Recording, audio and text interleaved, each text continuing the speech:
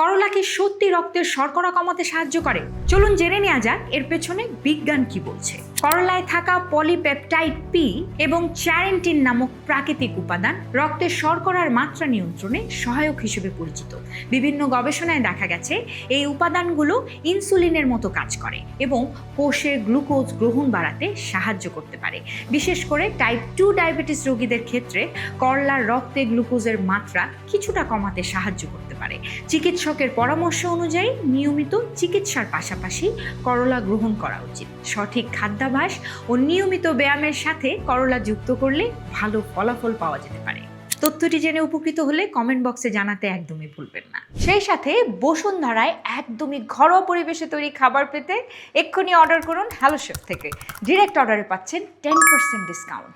আর হ্যাঁ, এই ইফতারে একদমই সাশ্রয়ী মূল্যে ইফতার কম্বো পেতে ডিরেক্ট অর্ডার করতে একদমই ভুলবেন না।